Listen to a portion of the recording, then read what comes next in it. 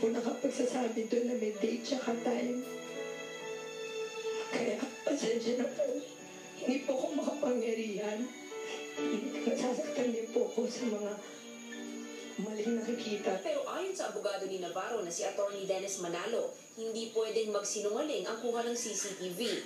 The evidence obtained by the closed-circuit cameras inside the Forbes Wood subdivision would clearly take a contrary, would clearly show a contrary view. These object evidence are far more, are given greater weight than the testimony or recollection of people. Because testimony and recollection can change, but objective evidence cannot. Iginiit ni Cornejo na siya ang biktima at handa raw niyang harapin hanggang sa huli ang isyong ito. Hindi po ako nagtatapang-tapangan, pero prinsipi po ang pinaglalaban ko dito.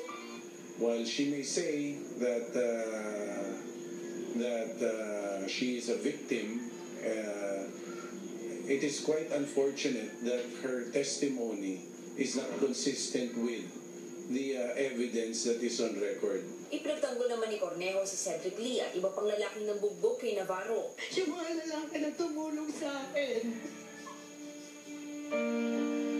Mga lalaking sinagip ako. Napakabuting tao din galing sa desente pamilya yan. Ginuno mo.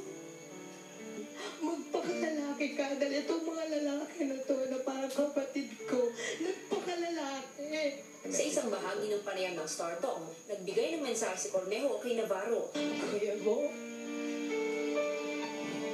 may mga anak kang lalaki. May mga kapatid kang babae. May mga anak kang lalaki. Anong ituturo mo sa kanila? Ano ipapamala mo sa kanila? Yung mali?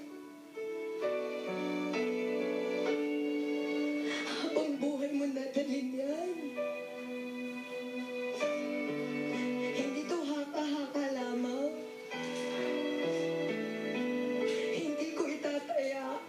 Hindi ko isusugal ang pangalan ko sa sensitibong paraan.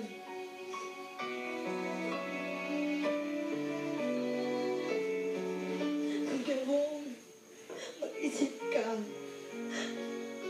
Mag-unawa. Agad namang dumepensa para kay Navarro ang kanyang abogado. Matter that is between the two of them, something that they should probably, that they can probably talk about later on. But definitely, whatever that statement may be, it has no relevance insofar as the criminal investigation is concerned. Sa kabila ng lahat ng ito, ipinagdadasal pa rin daw ni Cornejo si Navarro. Tutulungan ko po siya pagbago. Kuya Wong, I will still pray for you. I will still pray for you. Sana gumaling ka. Hanggang ngayon, ayon sa abogado ni Navarro, may trauma pa rin ang kanyang kliyente dahil sa kanyang sinapit. Pero tuloy-tuloy naman daw ang pagbuti ng kanyang kondisyon. He has been advised actually not to be watching news reports about the incident.